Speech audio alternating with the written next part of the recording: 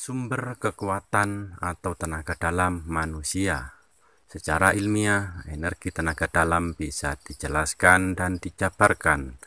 Pada dasarnya, setiap orang memiliki apa yang disebut dengan tenaga dalam. Hanya saja mereka tidak mengetahui bagaimana cara membangkitkan atau mengembangkannya. Tenaga dalam itu sudah ada sejak manusia dilahirkan, tetapi tenaga itu masih pasif dan sewaktu-waktu akan bangkit bila orang tersebut dalam keadaan panik, tidur berjalan, terhipnotis, atau ketakutan yang luar biasa. Manusia memiliki unsur kimia tubuh yang bernama ATP, adenosin trifosfat. ATP ini dapat berubah menjadi energi melalui proses metabolisme tubuh. ATP berfungsi sebagai energi cadangan. Misalnya, setelah kita berolahraga dan kelelahan, kemudian bila diistirahatkan sejenak, maka tubuh kita akan pulih kembali.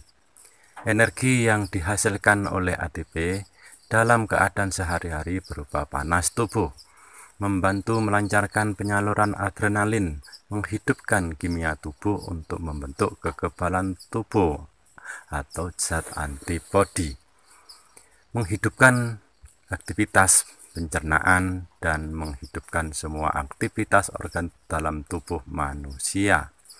Berdasarkan penelitian, manusia dalam kehidupan sehari-hari hanya menggunakan sekitar 2,5% dari seluruh fasilitas energi tubuhnya, sedangkan yang 97,5% lainnya tersembunyi sebagai cadangan di ulu hati. Permasalahannya adalah bagaimana cara mengoptimalkan dan membangkitkan energi yang tersimpan itu agar dapat digunakan dalam kehidupan sehari-hari. Manusia jika mampu meningkatkan kekuatannya sebesar 0,1 sampai 0,3% sehingga menjadi 2,6 sampai 2,8%, dapat membunuh seekor kuda dalam sekali pukul atau dapat mematahkan 5 batang kikir baja yang ditumpuk. Memecahkan batu kali pun bukan halangan bagi yang memiliki tenaga dalam. Tenaga dalam atau energi cadangan adalah suatu energi yang berpusat pada saraf-saraf di sekitar ulu hati dan setelah dibangkitkan akan berkumpul pada salah satu bagian tubuh yang disebut dengan solar plexus atau kundalini.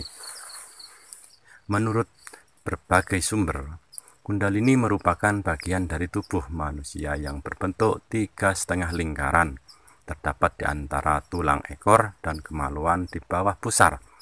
Bentuknya seperti ular yang sedang bergulung atau melingkar.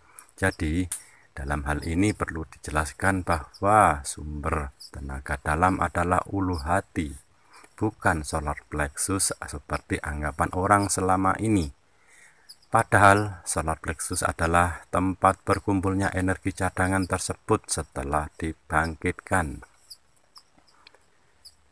Dengan cara mengubah pernapasan biasa menjadi pernapasan spesial, yaitu dengan mengoptimalkan oksigen yang masuk, jangan sampai terbuang percuma, sedangkan untuk bagian lain harus seimbang. Untuk membangkitkan energi cadangan secara cepat, oksigen harus diputarkan secara cepat pula ke seluruh tubuh yang membuang gas beracun CO2 secara cepat. Karena itu, saat menghembus napas badan harus dikejangkan. Dengan pengejangan tubuh, oksigen akan berputar berbentuk pusaran energi yang menyerap seluruh energi di tubuh yang terbesar dan tersembunyi.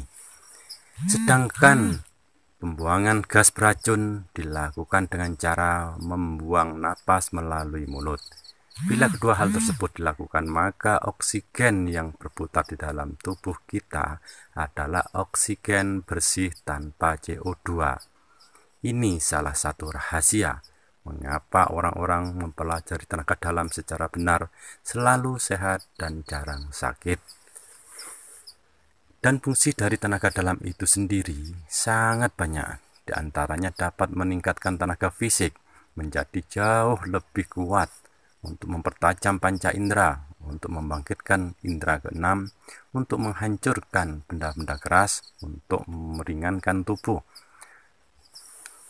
untuk memperkuat memori otak, untuk meningkatkan kesehatan dan daya tahan tubuh terhadap serangan fisik, serangan penyakit, untuk memperkuat benda lemas, untuk telekinetis, menggerakkan benda dari jarak jauh, dan lain sebagainya. Itulah penjelasan tentang sumber kekuatan yang ada di dalam tubuh manusia. Sekian, sampai jumpa.